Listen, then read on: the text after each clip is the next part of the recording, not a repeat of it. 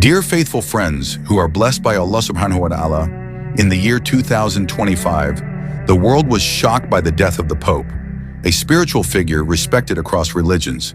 However, there was an uproar when it was revealed that, in the seconds before his death, the Pope kept mentioning one name, Muhammad. The search for the meaning behind the words revealed a big secret that had been hidden for decades.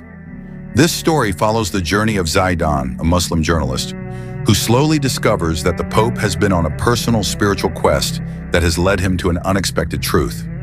The morning air in Istanbul was not yet completely warm when Zaidan Almukri sat on the small terrace of his apartment, accompanied by a cup of black tea and a laptop that he had not had time to close since last night.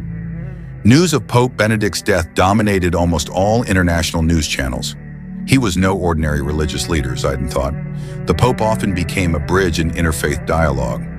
Although he had never clearly stated his spiritual bias outside the Catholic tradition, that morning was different. At exactly 9:17 a.m., an email came in. The sender simply mentioned the name G.B. Vatican. There was no clear address, just an IP trace from Rome. The subject line was short, containing words that were never spoken. Zaidan was used to receiving mysterious messages in his career as an investigative journalist, but he felt there was something unusual about that line. He opened the email slowly. It contained only a few short sentences. Mr. Zaidan, the Pope is gone, but not all have been buried with him. There is one truth he wanted to convey, but it never found a place. I enclose a fragment of his personal notes. If you are ready to accept this burden, come to Rome. The place and time will be given if you reply. Beneath it was a PDF attachment with the odd title, Confessio Inolentio.pdf. With bated breath, Zaidan opened it. The screen displayed a handwritten fragment scanned from a journal. The blue ink was slightly faded, but still legible. Every night I wake up, not because of age, but because that name haunts my dreams. Muhammad. Who is he really on the map of humanity's salvation?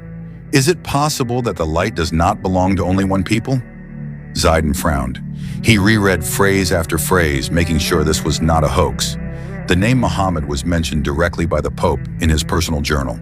He took a sip of his now cooled tea. His mind raced. If this was true, then something very big was being hidden. He knew exactly how the world would react. The combination of religion, politics, and the personal mystery of a figure as great as the Pope was a bomb that could change history. He replied immediately, short and firm. I'm ready. Send me the details.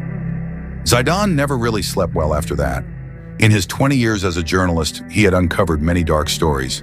Political corruption, international conspiracies, arms trafficking. But this felt different. This was not just worldly truth. It could shake the spiritual foundations of the world. 2 days later, he received a reply. This time the sender gave his full name, Giovan Battista Arce, Paris, Vatican. The letter came with an electronic plane ticket from Turkish Airlines and instructions to meet someone named Sister Elvira in the courtyard behind St. Peter's Basilica. Zaidan immediately packed his things. In his suitcase, besides his work clothes and equipment, he put in a small copy of the Quran that he always took on every important trip. Not because he was religious in a strict way, but because somehow his heart felt that this trip would lead him to something much more than just news. On the plane to Rome, Zaidan stared out the window, watching the clouds drift by like blank pages waiting to be written on, thinking about Pope Benedict. The man was known for his careful choice of words, but in the notes Giovanni sent, it was clear that there was something he could not keep in any longer. What made the Pope, the supreme leader of the Catholic Church, mention the name of Muhammad in his deepest spiritual contemplation? Upon arriving at Fiumicino Airport, Zaidan took a taxi to the Vatican. It was almost dusk when he arrived near St. Peter's Basilica. There, an old woman waited. Dressed in black robes with a small silver cross hanging from her neck, "I'm Sister Elvira," she said in English with a thick Italian accent. "Come with me, we don't have much time." Zaidan nodded, following the nun's small but sure steps down the narrow alley behind the basilica. They stopped in front of an old wooden door that looked ordinary. "Sister," Elvira knocked 3 times, slowly but surely. Not long after, the door opened from the inside. Before entering, Zaidan turned to the sky that was slowly darkening. The spring breeze touched his face with a softness that was almost soothing, but his heart was getting more restless. He knew that the steps he took that night were not just opening an old wooden door, but opening a secret page that had probably long been buried by history and fear. And perhaps, for the first time in his life, Zaidan truly felt that. His job as a journalist was not just to report, but to convey the truth that had so far only been whispered in the shadows of power. And it all started with one sentence. Muhammad, who is he really? Zaidan's footsteps echoed softly in the long, cold, dimly lit hallway, surrounded by thick stone walls that held centuries of history. Sister Elvira walked in front of him with small steps, her black robes flapping occasionally as they turned through branching passages. The ancient scent of old wood and dust mixed with the smell of freshly extinguished candles. This was not a place open to the public. This was the hidden heart of the Vatican. A place where few have ever entered, and even fewer know of its existence. This library is not listed on official maps, Sister Elvira whispered without turning around. We call it the Scriptura Clausum. Only the Pope has direct permission to enter. Zaidan nodded slowly, though his heart was trembling. The existence of this place sounded like a legend, even among historians. But now he walked right into it, trailing an old nun who carried a bunch of brass keys at her waist. They came to a large iron door, flanked by two stone pillars carved with doves and crossed crosses. Sister Elvira took out the key, inserting it into an old hole that was almost hidden by moss and dust. 3 turns, then a heavy click echoed. The door opened slowly, revealing a large room with tall shelves that reached up to the vaulted ceiling. The dim yellow light cast long shadows between the shelves in each aisle. Stored were old wooden boxes, scrolls of parchment, and thick covered books that looked like they could crumble at the touch. This is no ordinary library, Elvira said, her voice barely audible. This is where the popes wrote things the world was not allowed to know. Zaidan looked around, his eyes falling on a shelf at the end of the smaller room, fenced off by an iron railing. On the railing was engraved in Latin, Veritas in silentio, truth in silence. Sister Elvira approached the shelf and took a small key from her necklace. Carefully, she opened the gate, then pointed to a wooden box marked with a shield with 2 crossed keys and a hand-carved B. This belonged to Benedict the 20th, she said softly. No one has ever been allowed to open it. Since he became Pope, Zaidan had reached for the box with both hands. It was heavy. The wood looked old but well-maintained. He slowly opened the lid and found a stack of handwritten notes, letters, and a small diary bound with a leather strap. On the first page was written in black ink, Confessiones, the Lumen Muhammad, Confessions of the Light of Muhammad. Zaidan's hands shook as he opened the first page. The Pope's writing filled the pages, full of doubts, reflections, and a thirst for truth. On one page, the Pope wrote, I grew up studying Jesus, knowing love through the gospel. But as I grew older, I began to hear another voice, one that called to me not with threats, but with serenity. The name of Muhammad came, not as an adversary, but as a question. Could it be that we have all been wrong about this one figure for thousands of years? Zaidan stared at the sentence. For a long time, he could not believe it. The Pope had written this himself. He turned to another page, found a passage from the Quran rewritten in black pen, followed by the Pope's personal interpretation. When the power is gone, and we have not sent you, Muhammad, except as a mercy to the worlds. I wept. Was mercy limited to one people, or did it belong to all creation? My heart said, truth cannot be imprisoned by religious boundaries. Sister Elvira stood silently at the side of the room, looking at Zaidan with a face mixed with fear and relief. I was with him during his last years. I knew there was something stirring inside him, but I never expected it to this extent. Zaidan closed the diary slowly. He felt his chest tighten, not from fear, but from the weight of the truth that was so great in his hands.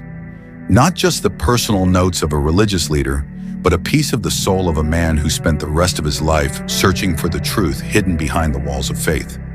He looked at Sister Elvira and asked, "Why did you do this? Why did you entrust all this to me?" The old man lowered his head, looking at the stone floor.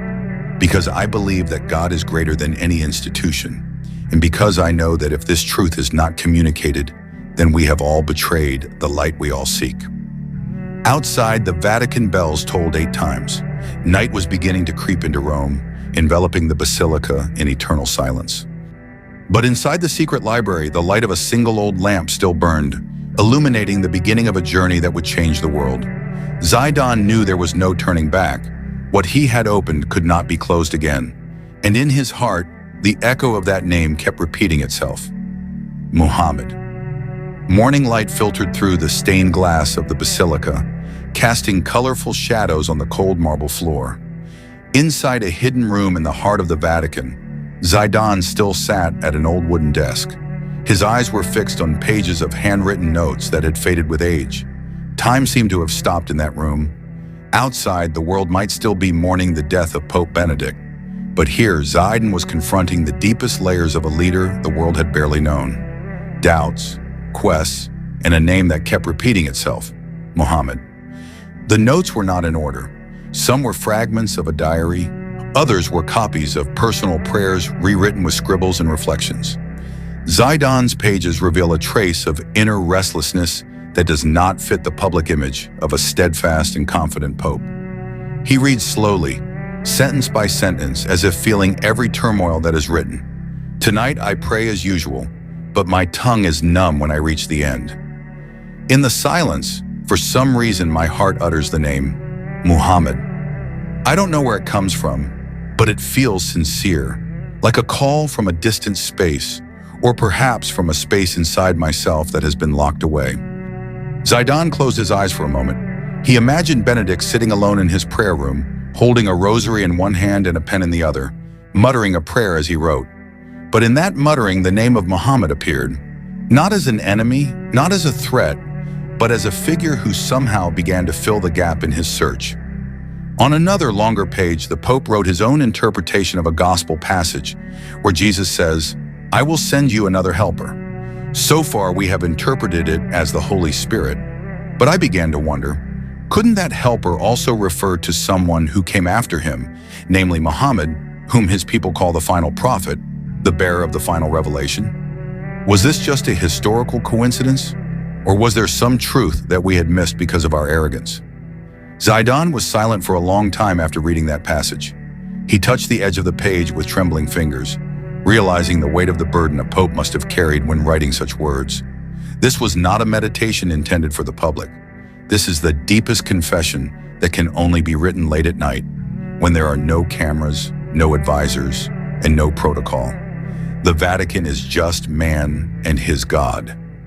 Sister Elvira, sitting not far from him, watched quietly. Her face still held a troubled expression. "I once saw him write that," she said quietly. Sometimes after evening mass, he would sit in the little chapel saying nothing. But as I approached, I heard him muttering as if to someone. I didn't know who, but now I understand. Zaidan turned to me. "Did he ever talk to you about Muhammad?" Sister Elvira shook her head slowly, not directly.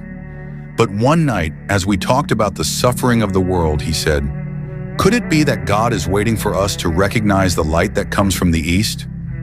At the time, I thought he was talking about peace or something, but now I realize it was more than that. Zaidan returned to the notes on one of the pages. The Pope had written a short poem, written in a different red ink than the rest of the notes. In the quiet of the night, I uttered one name, not from the church, not from the old cross, but from the barren land full of light. "Muhammad, you are present in my secret prayer." The poem was like a hidden confession, never meant for anyone but himself to read.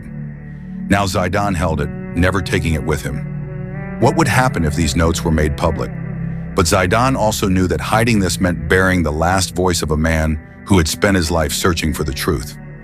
He carefully folded the sheets, putting them in a waterproof folder he had brought with him. Outside, the bells of the basilica began to ring, signaling.